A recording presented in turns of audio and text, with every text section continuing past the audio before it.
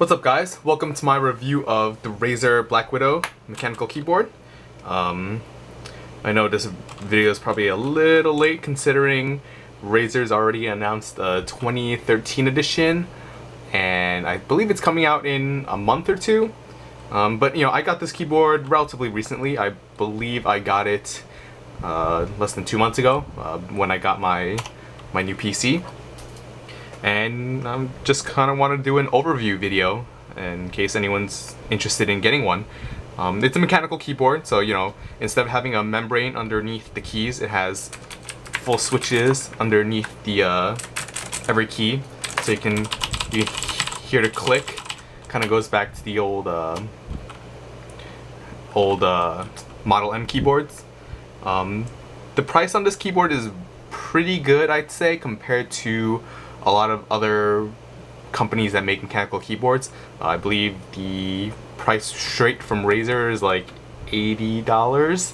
I paid basically the same amount off of Amazon instead, just because I would get free shipping off of Amazon. Although I believe they've since decreased the price for this version, which is just the regular version. And the price is also lower on the Ultimate version. The Ultimate version is the one with the lit up keys behind all of them, but I just didn't feel like I could justify paying the extra $30 to $40 difference to get, you know, lit up keys, because I do mainly touch type. I don't really touch type properly like some people would learn, basically just out of repetition and out of years of computer use. I've learned to type without looking at the keyboard. But I definitely mainly focus on these 3 fingers per hand, and I don't always go to the correct keys per fingers, you know. But anyway, that's not the point. Onto the keyboard. The nice thing about this keyboard that's different from other mechanical keyboards is that, you know, it was made more specifically for gaming. You can see here on the left there are 5 macro buttons. When you download the software and the drivers for this keyboard, I believe it's called Synapses 2.0 right now, off of Razer's website, you can actually reprogram any key on the board to your liking.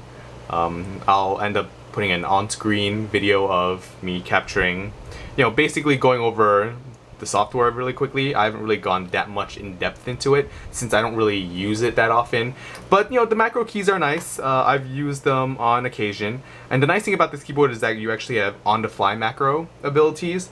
So you know, basically when you hold function and press the macro key, that red light comes on and you can basically input whatever macro you want, repress the macro key again, and it starts blinking, and then you select which macro key you want that to be, and then from then on, when you press it, it'll do that macro in the real time that you typed it in. When you actually go and program things in the software, I believe you can actually set it so that the delays in between keystrokes, you can set it to whatever you want, like even 1 millisecond, I believe, but no less than 1 millisecond. Other than that, you know, it has basically the same features as a regular keyboard. You have a numpad here. I believe they're coming out with a version that actually cuts off the numpad. The numpad is kind of nice. I do use it on occasion, but in the last few years I've mainly been using a laptop, and those don't have number pads on them. So the nice thing about this new version, I think they have it more for like professional gamers when they travel and bring their keyboards to events, is that it's much smaller, it's easier to carry, and it would actually take up less desk space. That would be the only reason why I would get that, just because I found that it does take up quite a bit of desk space here. Like, you know, I could actually operate a mouse at high sensitivities in this area. But in terms of the overall design, I do like Razer's designs. You know, I like how they look, I like the finish. Even the font on the keys, you know, I don't really mind. Some people don't really like you know, how the R kind of looks a little weird and whatnot, but because I do touch type and I don't actually look at the keys, it's less of an issue for me for when I'm typing. But just aesthetically, it looks pleasing to the eye. It also has, you know, volume function buttons here, as well as media buttons on top that you access by holding the function key. Since this isn't the lit version, it still has this lighting thing, lighting function key, but none of the keys light up. The only thing that really lights up is this logo. So you have, low, medium, high, and then that strange pulsing mode that people seem to like. I don't use it. It's just for looks, because I don't have the lit keys, so I just leave it off most of the time. In terms of typing with mechanical keys, I believe there are like different types of mechanical switches, and I believe these are like supposed to be MX Cherry Blues, which means that you don't have to actually press the key completely down in order for the button to actuate. It's more of like a half press, like right here, you can hear it. Like this is me pushing the keys all the way down, and then just half pressing it just so the button can actuate. So, the nice thing about that is it's not as loud as some people may make it out to seem. If you end up, pushing the keys all the way down and you type fast, it may sound pretty loud, but once you get used to the feel of the keyboard, you can actually type to the point where if you don't press the keys all the way down, it's not really that loud. So I'll type out a line and you guys can kind of hear how loud it is and kind of see, what, you don't really need a lot of pressure to press the keys down compared to maybe like a membrane keyboard where you would actually have to press the keys all the way down to make contact with the membrane on below the keys.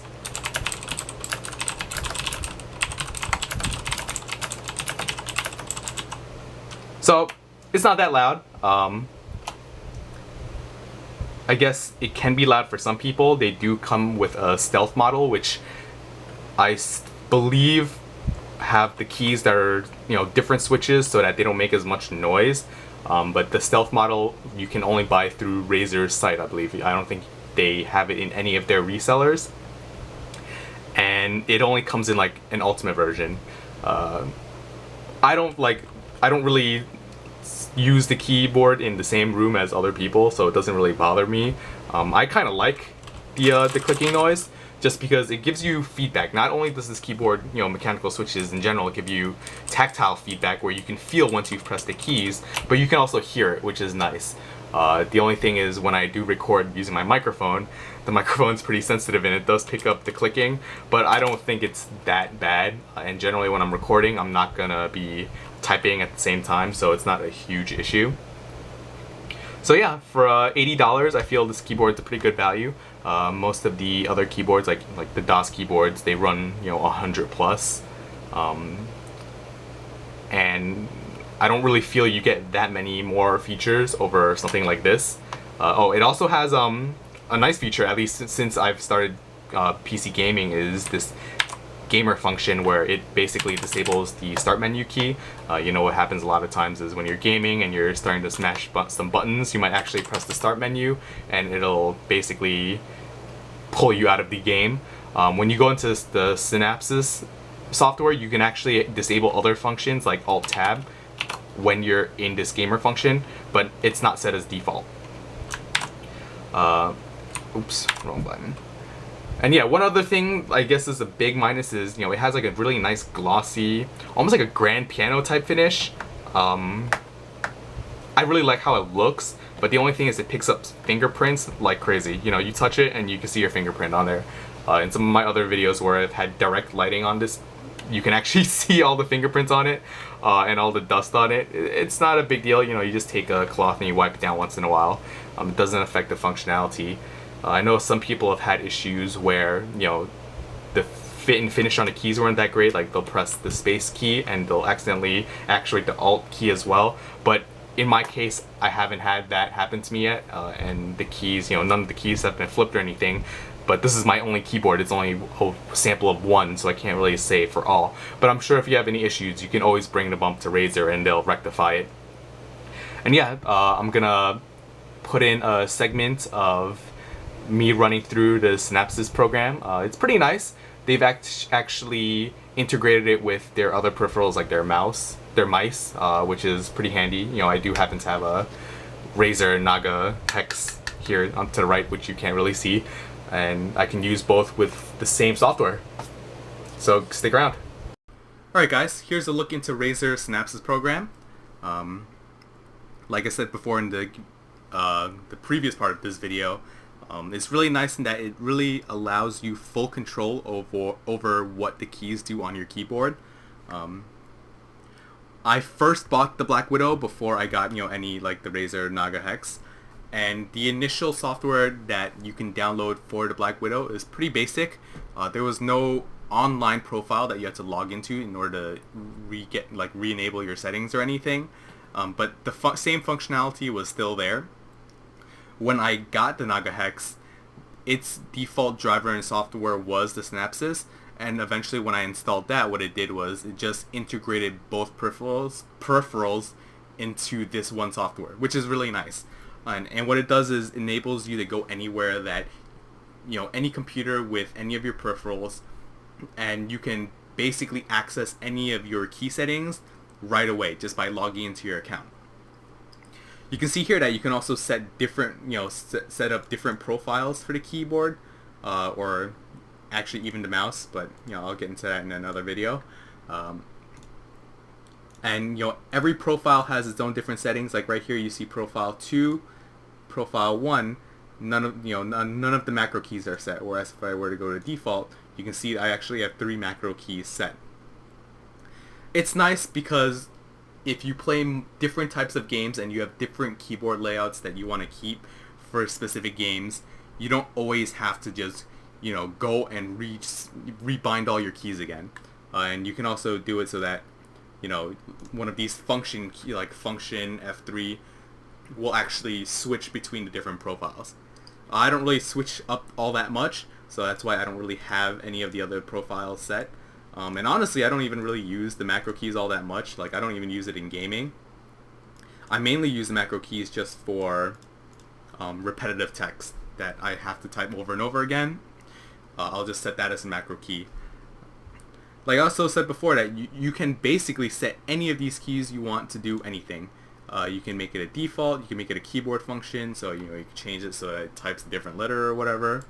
Here you can rebind a key to, cancel out of that. You can also make it a macro or a mouse function, which is really nice. You can also disable the key entirely if you don't want it to be a factor that you can actually fat finger or something when you're playing a game. So it's pretty handy. And here we have lighting. It acts the same as the lighting functionality on the keyboard itself. I leave it off because, like I said, I don't have the lit keys, so there's no point in me really turning on any of the lighting. And here is what I made mention to about the gaming mode. When you go into gaming mode, the Windows key, like disabling the Windows key, is always there. It's not an option that you can uncheck. But what you can do is make it disable your Alt Tab. Oh, you have to go in, yeah. You can make it disable your Alt Tab and your Alt F4 commands, which is nice because that means when you're gaming, you won't accidentally Alt Tab out of the game or accidentally close the game, which can be detrimental to victory, I suppose, in certain games. But like I said, the Windows key, it always disables it when you go into the gaming mode, which honestly there's no real reason why you would have to use the Windows keys when you're actually gaming. The only inconvenient thing is if you do disable this and you want to Alt Tab to go to another page, you would basically have to either close the game or actually turn off gaming mode first, which in this keyboard's case, since the function key is there, it's not an issue. It's very quick. The other thing you can do is set macros. Now, I showed you that you can basically set macros on the fly, which is, I think, a really nice functionality of the Blackwidow, just because, I don't want to have to go into a program to set up macros every time I want to change a macro. Let's say if I'm in the middle of the game, I don't want to have to change the macro. So basically what you do is, you just set a new macro, and then you hit this record button, and what it'll do is it'll actually see the buttons that you press as well as the delay. And what that means is it records in real time what you're actually typing or what you want that macro to do. But what you can also do is set it so that there's a default delay. You can set it to like 1 second delay in between everything. You can also set it to less, or you can even set it to no delay. Yep, you can set it to no delay so that everything is instantaneous. You know, I can type out a long string of characters and it may take me, let's say, a minute, but if there's no delay in between the keys, it happens almost instantly. So for gaming, it's, you know, definitely an edge that people can use. You know, it's very handy. But, you know, since I've wanted to improve on my PC gaming, you know, like especially in StarCraft 2, I'd want to relearn all the hotkeys and everything, so I haven't used any of the macro functionality for that yet. But it's definitely nice that you can do really complicated macros here. You can set the delay time you want in between. You can have it as a real-time macro keystrokes, which is pretty cool. You know, I've made it so that I basically have one of my macro keys start up my recording software for my Xbox, which is convenient. It makes things a little faster. It's not a necessity, but honestly, for the price of the keyboard itself, you're paying a good price just for the mechanical keyboard, and all of this stuff is just extra.